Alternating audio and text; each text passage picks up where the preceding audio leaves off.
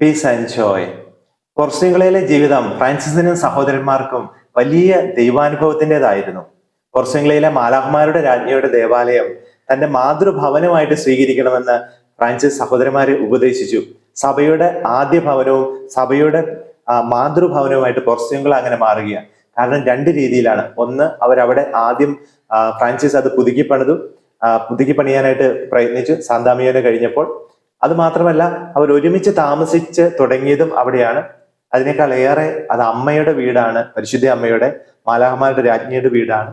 അതുപോലെ തന്നെ സുബാസിയോയിലെ Benedictine സന്യാസിമാര് Abbott അത് ഫ്രാൻസിസ്കൻ സഭയ്ക്ക് അത് ദാനം ചെയ്തപ്പോൾ അത് നിങ്ങളുടെ മാതൃഭവനമായിട്ട് അത് ഉപയോഗിക്കണം, നിങ്ങൾ ഒരിക്കലും അവിടുന്ന് വിട്ടുപോകരുത് എന്നും കൂടി ആവശ്യപ്പെട്ടിരുന്നു. അത് ഫ്രാൻസിസ് വലിയ സന്തോഷത്തോടെ സ്വീകരിക്കുകയാണ്.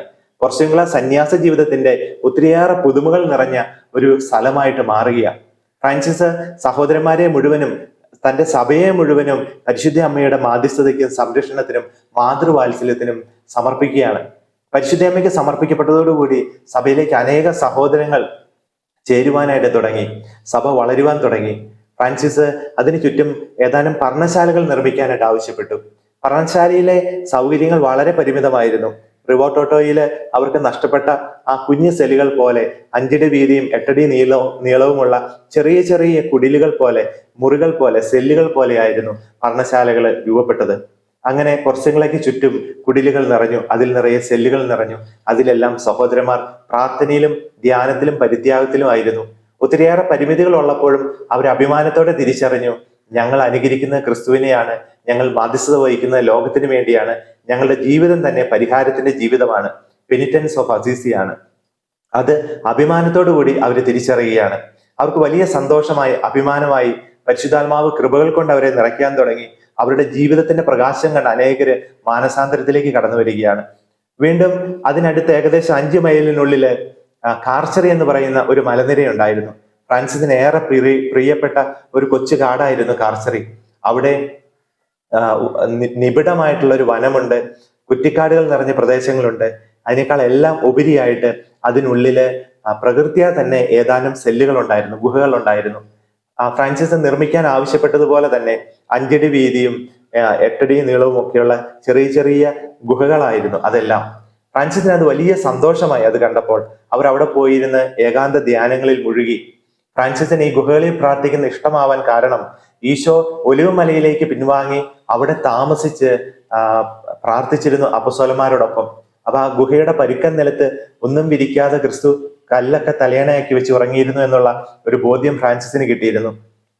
മനുഷ്യപുത്രൻ ഭൂമിയിലേക്ക് വന്നപ്പോൾ അവന് തലചായ്ക്കാൻ ഒരു ഇടവും ലഭിച്ചില്ല എന്ന് പറയുന്ന പോലെ ആ ഗുഹയുടെ പരിമിതിക്കുള്ളില്, ആ ഗുഹയുടെ പരുക്കൻ പ്രതലത്തിനുള്ളിൽ നിന്നുകൊണ്ട് ലോകത്തിന് മുഴുവൻ മധ്യസ്ഥത വഹിക്കാനും ക്രിസ്തുവിലേക്ക് രൂപാന്തരപ്പെട്ടുകൊണ്ട് അവനെ നോക്കിയിരിക്കാനും ഫ്രാൻസിസ് ആഗ്രഹിച്ചു.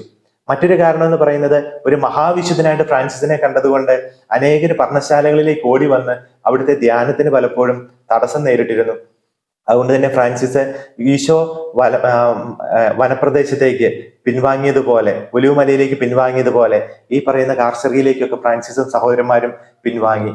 കാലക്രമേണ ഫ്രാൻസിസ്കൻ സഭയിലെ ഒരു മഹാവിശുദ്ധൻ, ഒരുപക്ഷെ വേദപാരംഗതനായിട്ട് പോലും പരിഗണിക്കപ്പെട്ടേക്കാവുന്ന സിയനായിലെ ബർണാഡിൻ എന്ന് പറയുന്ന വിശുദ്ധൻ ആ ചെറിയ ഗുഹകൾക്ക് മുകളിലായിട്ട് കല്ലുകളൊക്കെ ഉപയോഗിച്ച് ഒരു ആശ്രമം പടുത്തുയർത്തി. ഇന്നും നമുക്കത് കാണാനായിട്ട് സാധിക്കും. ഫ്രാൻസിസും സഹോദരന്മാരും അവിടെ താമസിച്ചിരുന്നത് വലിയ ദൈവാനുഭവത്തിന്റെ ഒരു പരിശീലനത്തിന്റെയും ധ്യാനത്തിന്റെയും ഒക്കെ അനുഭവമായിട്ടാണ്.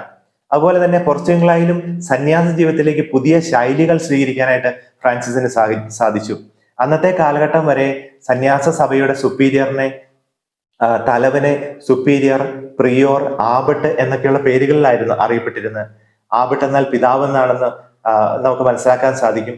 അതോടൊപ്പം തന്നെ ആബ പിതാവ്, അതുപോലെ തന്നെ സന്യാസ സഭകളിലെ സുപ്പീരിയർ ഏറ്റവും പ്രധാനപ്പെട്ടയാൾ അല്ലെങ്കിൽ പ്രിയോർ ഒന്നാമത്തെയാൾ, അതുപോലെ തന്നെ ഏറ്റവും ഉന്നതനായിട്ടുള്ള വ്യക്തി എന്നൊക്കെയുള്ള രീതിയിലായിരുന്നു അന്നത്തെ കാലത്ത് സന്യാസ സഭയ്ക്ക് നേതൃത്വം വഹിക്കുന്നവര് അറിയപ്പെട്ടിരുന്നത്. ഫ്രാൻസിസ് തന്റെ സഹോദരന്മാര്, തന്റെ കൊച്ചു കൊച്ചു ആശ്രമങ്ങൾക്ക് നേതൃത്വം വഹിക്കുന്നവരെ ഗാർഡിയൻ എന്ന് വിളിക്കാനായിട്ടാണ് ഇഷ്ടപ്പെട്ടത്. ഗാർഡിയൻ സംരക്ഷകനാണ്, ശുശ്രൂഷകനാണ്, പരിപാലിക്കുന്നവനാണ് എന്നുള്ള ഒരർത്ഥത്തിലാണ്. അതുപോലെ തന്നെ ഫ്രാൻസിസ് ആണ് ആദ്യമായിട്ട് മിനിസ്റ്റർ എന്നുള്ള പദം നൽകിയെന്നാണ് ചരിത്രത്തിൽ കാണാനായിട്ട് സാധിക്കുക. മിനിസ്റ്റർ. മിനിസ്റ്റർ എന്ന് പറഞ്ഞാൽ ശുശ്രൂഷകനാണ്. തന്റെ സഭയുടെ ഭരണാധികാരി ശുശ്രൂഷകനായിരിക്കണം. സഭയ്ക്ക് നേതൃത്വം വഹിക്കുന്നവൻ ശുശ്രൂഷകനായിരിക്കണം. അവൻ എല്ലാവരുടെയും ദാസനായിരിക്കണം. ഈശോയുടെ ഉപദേശം അതേപടി ഫ്രാൻസിസ് സ്വീകരിക്കുകയാണ്. അതുകൊണ്ട് തന്നെ ഫ്രാൻസിസ്കൻ സഭയുടെ തലവന്മാരെ വിളിക്കുക മിനിസ്റ്റർ ജനറൽ എന്നാണ്. മിനിസ്റ്റർ ശുശ്രൂഷകനാണ്. പ്രൊവിൻഷ്യലിനെ വിളിക്കുക മിനിസ്റ്റർ പ്രൊവിൻഷ്യൽ എന്നാണ്. അതുപോലെ തന്നെ ആശ്രമങ്ങളുടെ അധിപന്മാരെ വിളിക്കുക, അല്ലെ നേതൃത്വം വഹിക്കുന്നവരെ വിളിക്കുക ഗാർഡിയൻസ് എന്നാണ്. അവരെല്ലാവരുടെയും സംരക്ഷകരാണ്, അവരെല്ലാവരുടെയും ശുശ്രൂഷകരാണ്. ഈശോയുടെ മനോഭാവം അതേപടി പകർത്താനായിട്ട് ഫ്രാൻസിസ് ആഗ്രഹിക്കുകയാണ്. പ്രിയമുള്ളവരെ, ക്രിസ്തുവിലേക്ക് നമ്മൾ പിന്തിരിയുമ്പോൾ, ക്രിസ്തുവിലേക്ക് നമ്മൾ തിരികെ വരുമ്പോൾ ക്രിസ്തുവിന്റെ ചൈതന്യം നമ്മളെ നവീകരിക്കുന്നതാവുന്നു. ക്രിസ്തുവിന്റെ ചൈതന്യം നമ്മളെ നവീകരിക്കുമ്പോൾ നമ്മൾ മാത്രമല്ല, നമ്മുടെ ചുറ്റുപാടുകൾ നവീകരിക്കപ്പെടുകയാണ്. അതല്ലേ ഈശോ പറയാ, കർത്താവായ ഈശോയിൽ വിശ്വസിക്കുക, നീ നിന്റെ കുടുംബവും രക്ഷ പ്രാപിക്കും. നീ എവിടെയായിരിക്കുന്നോ അവിടെ നീ ഈശോയെ സ്നേഹിച്ചാൽ, ഈശോയുടെ വചനം അനുസരിച്ച് ജീവിച്ചാൽ, നീ മാത്രമല്ല നീയും നിന്റെ ചുറ്റുപാടുകളും നിന്റെ സമൂഹവും നിന്റെ കുടുംബവും നിന്റെ സഭയും ഒക്കെ നവീകരിക്കപ്പെടുകയാണ്.